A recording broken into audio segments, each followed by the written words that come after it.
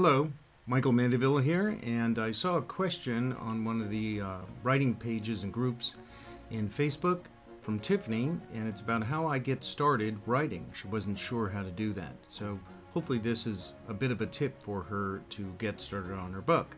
I'm currently working on a novel right now, a sequel to my other novels, and it's let's examine the setup, and then I want to give her a couple ideas about how to get started on the project. So let's take a look at where I'm at right now, and I use Scrivener, which I'll go into on another video, and essentially I am able to create all the various acts here, and sometimes, at least I like to think in terms of Act 1, 2, and 3 on the novel, and then have episodes that I break it down into in today's media-centric world. So I'm on episode 5, or chapter 5 we'll say, and right here I am going to where my hero shows up at the port. You can see it right down here. Increase this. Blaine shows up at the port where he's met by a contact Pedro who will sneak him aboard a ship bound for Lisbon. Once aboard the ship, Blaine and Jeremy are grabbed, handcuffed, shoved into a room. Deskar, who's the bad guy, intelligence agent, appears for a moment as the door closes. So that's the piece that I've written here. And what I've done is I'm going to take it and we're going to put it on a sub-document. That's the nice part about Scrivener. Scrivener has an enormous number of features. Sometimes too many. It takes a little bit of time to sort them out. But here is the essential element that I want to convey in this particular piece. And so hopefully Tiffany will see it as something helping her to start off with. So let's take a look at what a lot of people call the acids test. So what is the acids test? Well, let's take a quick look at that. I actually have another post on that, and the idea of bringing it out here is going to be very helpful. So where is it?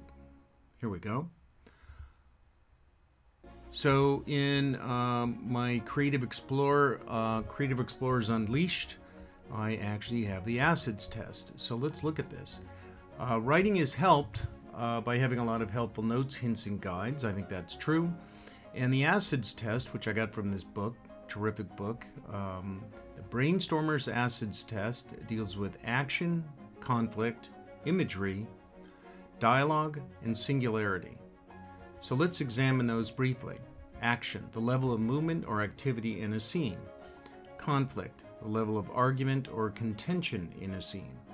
Imagery, the level of visual cues in a scene. Dialogue, the level of conversation in a scene. And singularity, focusing on one of these four elements and identifying a single purpose of the scene. So the one thing about starting off is that with this particular acids criteria, it allows you to hone down your target, right? You have a singularity of purpose here, and what is the point of starting is to pick one of these. I think that's always a good way to go. So let's see how that actually helps out with Tiffany here in her question of how to start.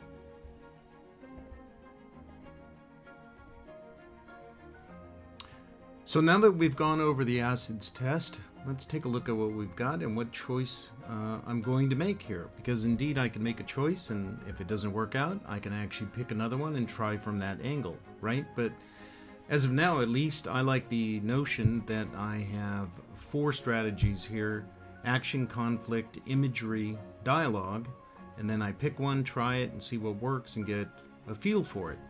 So in this case, if we look at the material that I'm starting off with, the little note here, my main character is Blaine. He's an intelligence agent, or was, and he happens to be showing up at Casablanca with his son, and they get involved in a certain degree of espionage chaos.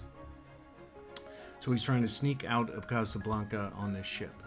He shows up at the port, he's going to meet his contact, and another bad guy shows up who's ahead of him in this particular game. In this regard, when I think of action, conflict, imagery, and dialogue, Actually, the first thing that comes to mind for me, my first strong impression, I guess, is making my first choice, is imagery. So when I think of a port, and I think of Casablanca, of course, aside from the spectacularly famous movie Casablanca with Humphrey Bogart, I think of a certain mood and tone and dark nights and a certain sense of mystery. And that's some part I want to convey with a certain sense of danger. So what I want to do is I'm going to start off here, and again, this here up top is kind of a summary of what I want to do. And if I pick out a singularity of purpose, so I'm going to start with imagery, and the purpose of the scene is that he shows up and he has a lot of hope and to get away with his son, and then the bad guy appears. So then I close the door on that. So what I'm going to do is start off with the writing here, and I'm going to start off, and obviously I could take hours to do this, so I'm trying to do it quickly to get a good sense to Tiffany and others about how I write, in which case it might inspire you to find your own method. I encourage you to do that to maintain your authenticity of purpose and style, and you're a unique individual that has something unique to say.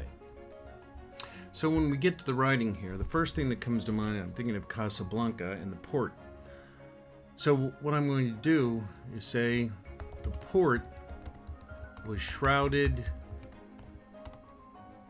in bright circles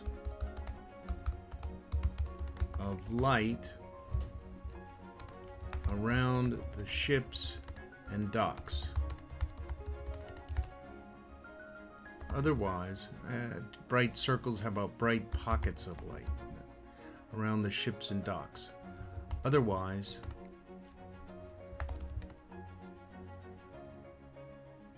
the dark shadows,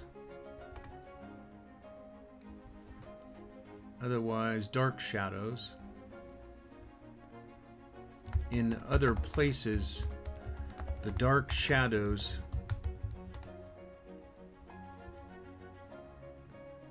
shielded.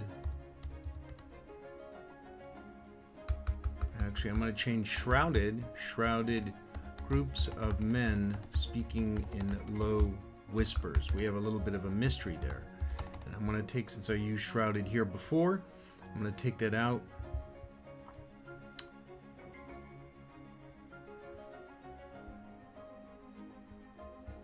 The mystery, I'm going to put this in for now. Again, we can always change things, but it's getting my ideas on the page so that I like the idea of having clay. I'm creating clay right here, and then I can sculpt it. I tend to write things down, and then I have something to work with. So for me, it's really in the rewriting, and I think a lot of people feel that way. But that way, I also have a manner in which I just jump into it without worrying about anything. I'm making clay, and so if it's temporary and I can mold it, then mentally I'm freeing myself from that and letting the creativity come forth. And I think that's a very important part of this. So we have the mystery of the port had bright pockets of light around the ships and docks. And actually, I'm going to just set that sentence by itself for a moment to think about it. In other places, the dark shadows shrouded groups have been speaking in low whispers. Blaine and Jeremy, that's his son, came to the front gate. They found the usual malaise for guards. Blaine spoke to Jeremy in his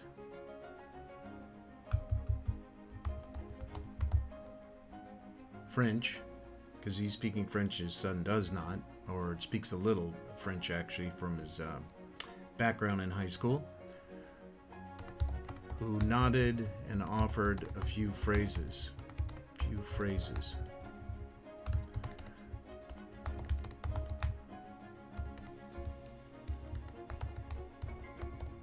guard was thorough, examining their Portuguese passports.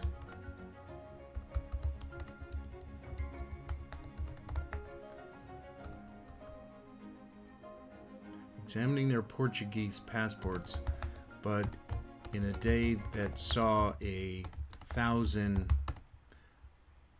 merchant seamen pass through his gates, and actually I'll separate that sentence here, but in a day that saw 1,000 merchant seamen pass through his gates, he was indifferent toward the end of his shift. Blaine and Jeremy passed the guard gate and hooked left, heading south toward cargo ship Dom Pedro. I named it after what was the Emperor of Brazil, believe it or not. They had 2 emperors in the state of Brazil. Okay, so what I did right here is at least get something on the page. It has to do with imagery, and that at least started the ball rolling. So that's a really good way to use the acid structure and technique to at least get something going. Now the purpose here is again for me to keep working, which is going to take a while, but to get the fact they are grabbed, handcuffed, and shoved into a room. So when I look at this little summary here, they're trying to sneak aboard. There's number 1, purpose of the scene when we're addressing this. 1, they're going to sneak aboard, and I may actually go back and fix this part where they get into the port a little more difficult. Previously, there was some chases and daring do and all that sort of thing. So I thought maybe they've earned themselves to be able to go through a little easier on this one. And once they get aboard the ship, we have some action right here, so then that will shift in the acid test, as it were. That goes from sneaking to action, and the fact that there's a certain betrayal, which of course increases the feeling of the espionage. So what I'm going to do is add to this and see if I could work these 3 in, and then I think we'll take a look at it. You've seen how I could start it right here with a certain sense of this, and have 2 more little sections to complete, and maybe then we'll go through that on video number 2. Thanks for watching. I hope this was helpful.